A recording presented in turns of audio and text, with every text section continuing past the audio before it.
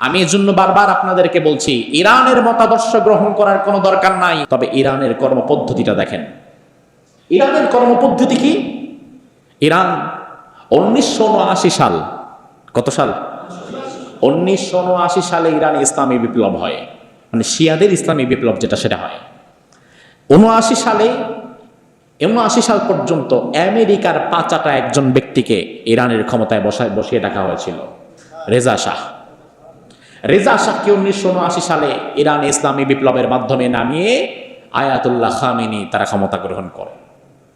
79-তে ক্ষমতায় আসছে, আমেরিকার পাঁচাটা দালালকে ক্ষমতা থেকে নামাইছে। সাথে সাথে আমেরিকা বিগত 40 বছর যাবৎ ইরানের সাথে সকল সম্পর্ক কাট করে দিয়েছে। এখনো পর্যন্ত ইরানকে তারা অর্থনৈতিকভাবে বয়কট, অস্ত্র শস্ত্র সব দিক থেকে বয়কট। বিগত 40 বছরে আমেরিকা ইরানকে তেমন বাহিরের কারোর সাথে কোনো চুক্তি করতে দেয় নাই। ইরান তার তেল বিক্রি করতে পারতো না, ইরান অপর দেশ থেকে কোনো অস্ত্র কিনতেও পারতো না, সব নিষেধ করে দিয়েছে আমেরিকা। 1980 সালে পাশ থেকে আক্রমণ করলো ইরাকের সাদ্দাম হোসেন আক্রমণ করলো ইরাকে। সাদ্দাম হোসেনের কাছে তখন কিছু অস্ত্র শস্ত্র ছিল, সে ফ্রান্স রাশিয়া থেকে কিছু অস্ত্র কিনেছিল, ওই মিসাইল ছুড়ল। সাদ্দাম হোসেন চেষ্টা করলো যে ইরানের আরো কিছু জায়গা জমি যদি আমার নিজের করে নেওয়া যায়। ওই মুহূর্তে ইরানের কাছে পয়সাও নাই, অস্ত্রও নাই।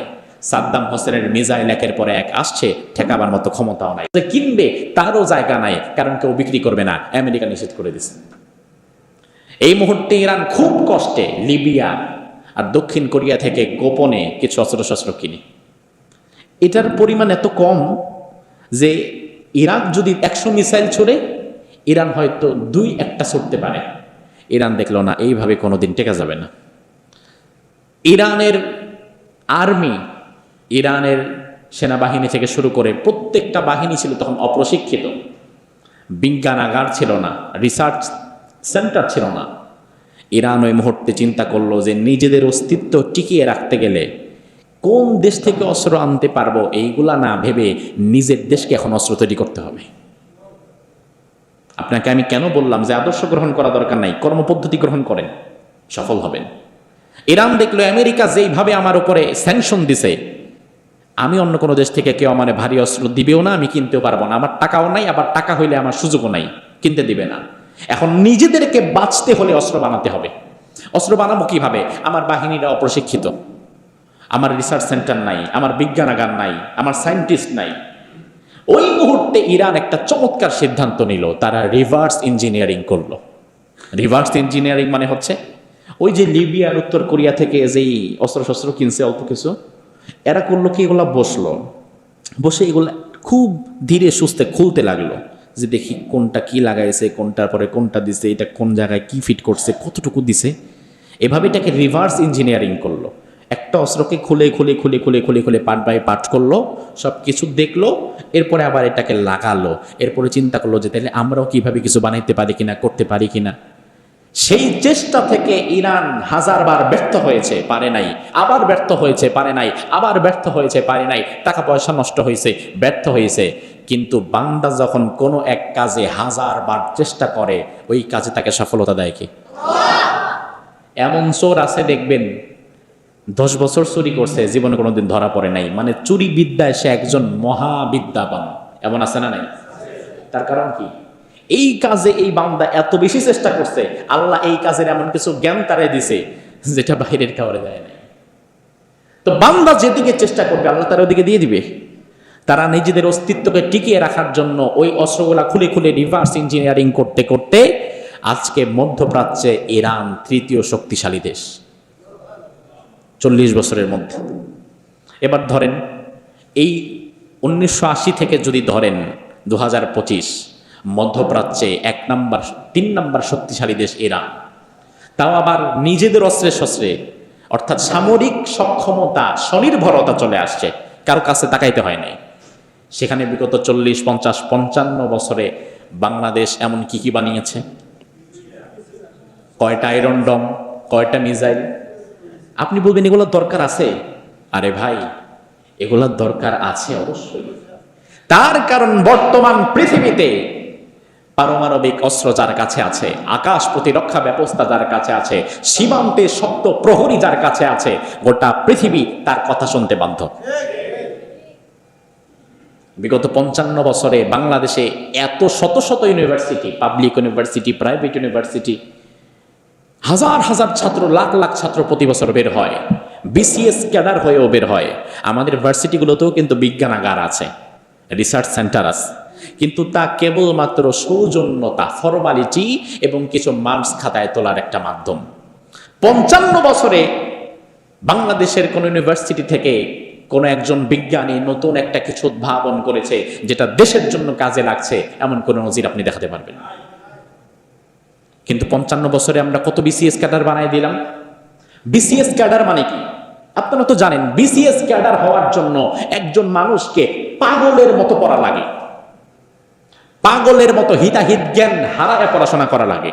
দিন নাই রাত নাই, পড়তে পড়তে পাগল হয়ে যায় মানুষ। চুল কাটার সময় নাই, নখ কাটার সময় নাই, কত পড়াশোনা করে একজন মেধাবী ছাত্রকে বিসিএস ক্যাডার হওয়া লাগে। তার মানে যে ব্যক্তি বিসিএস ক্যাডার হয়েছে সে আপনার আমার মতো বেকুব না, তার মাথায় বুদ্ধি আছে, বুদ্ধি শুদ্ধি কাজে লাগায়া মেধা খরচ করেই সে বিসিএস ক্যাডার হয়েছে। ওই বিসিএস ক্যাডারকে আপনি যদি নির্দিষ্ট একটা চাকরি আর কিছু টাকা পয়সা, দুনিয়ার চাকচিক্যের লোভ না দেখিয়ে তার মেধাটাকে যদি আপনি ভিন্ন খাতে খরচ করতেন, তার মেধাটাকে যদি আপনি আর্ম সেক্টরে কাজে লাগাতেন, তার মেধাটাকে যদি আপনি সায়েন্সের কোনো ল্যাবরেটরির মধ্যে কাজে লাগিয়ে দিতেন, তাহলে ওই বিসিএস ক্যাডার যে মেধা খরচ করে ওসি, ডিসি, এসি, এসপি হবে, এই বিসিএস ক্যাডার হয়তো তার এই মেধা এই সমস্ত জায়গায় খরচ না করে সে হয়তো বিজ্ঞানাগারে বসে, রিসার্চ সেন্টারে বসে গবেষণা করে করে নতুন পারমাণবিক আবিষ্কার করে আজকের যুগের একজন ওপেনহাইমার হয়ে যেত। মানে আমাদের দেশে মেধা আছে, কিন্তু এই মেধাকে কাজে লাগাবার মতো চিন্তা, চেতনা, মানসিকতা কোনো কিছুই আমাদের দেশে নাই। বরং কোনো মানুষ যদি ভুলে কোনো দিন কিছু আবিষ্কার করে, তার ওইটাকে দামও দেওয়া হয় না।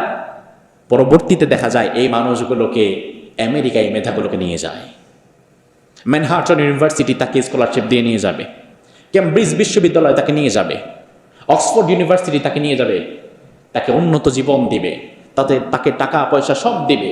শুধু আমেরিকা তার মেধাটাকে চায়। মেধার মূল্যায়ন তারা দিতে পারছে, আমরা পারছি না। এজন্য আল্লাহ সুবহানাহু ওয়া তাআলা কোরআনের মধ্যে বলছেন, ওয়াবাউ বিগাযাবিন মিনাল্লাহ, এদের উপর আমি আল্লাহর গজব। যালিকা বিআন্নাহুম কানু ইয়াকফুরুনা বিআয়াতিল্লাহ। দুনিয়াতে যখনই আমি কোনো কিতাব পাঠাতাম, তারা এই কিতাব, এই আয়াতগুলোকে তারা অস্বীকার করত। ওয়ায়াকতুলুনাল আমবিয়া বিগাইরি হক, নবীদেরকে তারা অন্যায়ভাবে হত্যা করত।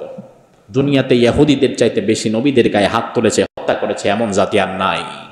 কোরআনে তো সব নবীর নাম নাই, কোরআনে নাম এসেছে মাত্র কয়জন নবীর? 25 জন নবীর। এই 25 জন নবীর মধ্যেও 2 জন নবীকে ইহুদিরাই হত্যা করছে। আর তাহলে কোরআনে নাম আসে নাই এমন কত হাজার হাজার নবীকে হত্যা করছে বোঝেন। কোরআনে নাম এসেছে একজন নবীর নাম জাকারিয়া আলাইহিস সালাম। কি নাম? ইহুদিরা সবাই করে দিয়েছে। কোরআনে নাম এসেছে একজন নবীর ইয়াহইয়া আলাইহিস সালাম, ইহুদিরা হত্যা করেছে। তেমন কত নবীকে যে তারা হত্যা করেছে, এজন্য আল্লাহ বলছেন এই ইহুদিরা নবীদেরকে হত্যা করেছে। দুনিয়াতে নবীদেরকে যারা হত্যা করতে পারে, এদের চাইতে হিংস্র, এদের চেয়ে বড় নর পশু কি দুনিয়াতে আর কেউ আছে? আপনি দেখেন রাসূল করিম সাল্লাল্লাহু আলাইহি ওয়াসাল্লাম তার জীবদ্দশায় 27টি যুদ্ধের সেনাপতি ছিলেন। সুবহানাল্লাহ। এবার বলেন, রাসূল তার জীবদ্দশায় কয়টি যুদ্ধের সেনাপতি ছিলেন? 7টি না, কয়টি? 27, 27টি। 27টি যুদ্ধে, ভালো করে বোঝেন, 27টি যুদ্ধে উভয় পক্ষের সৈন্য মিলিয়ে নিহত হয়েছে মাত্র 400 জন। কয়শো জন? 400 জন। আর এর 400 জনের সবাই ছিল সামরিক যোদ্ধা। কোনো মহিলাকে মারা হয় নাই, কোনো শিশুকে মারা হয় নাই, কোনো ধর্মীয় ব্যক্তিত্বকে আঘাত করা হয় নাই, কোনো মানুষের ঘরবাড়ি ফসলাদি নষ্ট করা হয় নাই। 27টি যুদ্ধে রাসূলুল্লাহ সাল্লাল্লাহু আলাইহি ওয়াসাল্লাম করলেন, মাত্র 400 জন প্রাণ হারালো। এবং 400 জন সামরিক যোদ্ধা যারা যুদ্ধ করতেই আসছে, আর মরার প্রস্তুতি নিয়েই আসছে। আর ইসরাইল বর্তমান যে আক্রমণগুলো করছে, এই আক্রমণে একটি বোমা রাখাতে আমি তো মনে করি 400 জনের বেশি মরে, নাকি এরকম? একটি বোমা রাখাতে কি 400 জনের বেশি মরে যায় না? মরে যায়। আচ্ছা, এই যে ইসরায়েলের বোমার আঘাতে যারা মরছে এরা সবাই কি সামরিক যোদ্ধা? এদের মধ্যে বাচ্চা আছে না, মহিলা আছে না? রাত্রেবেলা বাচ্চা ঘুমাইছে, বোম মেরে চলে গেছে। আমেরিকা ইসরায়েলের উপরে যে বোমাটা মারছে এটাকে প্রস্তুতি নিয়ে মারছে যে তোমরা এলাকা খালি করো, যাদের এখানে থাকার ইচ্ছা নেই তারা চলে যাও, যারা সামরিক যোদ্ধা তারা থাকো, এমন কোনো কথা না। বরং আমেরিকা এ হচ্ছে আরেক মহাবাটপার। সে বলে যে 2 সপ্তাহ সময় দিলাম, এর মধ্যে কিছু না হলে আমরা আগাবো। এই কথা বলার প্রেক্ষিত মানে কি যে 2 সপ্তাহের মধ্যে সে অন্তত কিছু করবে না। এই কথা বলে সে আপনার অ্যাটেনশনকে অন্যদিকে ডাইভার্ট করেছে, আর ওই রাতের মধ্যে আবার ইরানকে আক্রমণ করে দিচ্ছে। ওই রাতে যে আক্রমণ করলো, হাজার হাজার মানুষ মারা গেল। সবকিছু তো একটা দেশ প্রচার করে না, যত ক্ষতি হয় এই সবটা ক্ষতি দেখানোটা এটা মানে বুদ্ধিমানের কাজ না, এটা যুদ্ধের একটা কৌশল। যে আমার লোক মারা গেছে 500 জন, আমারে বলতে হবে 5 জন। এখন 500 জন মারা গেছে এটা প্রচার হলে তখন নিজ দেশের মানুষের মানসিকতাও ভেঙে যায়।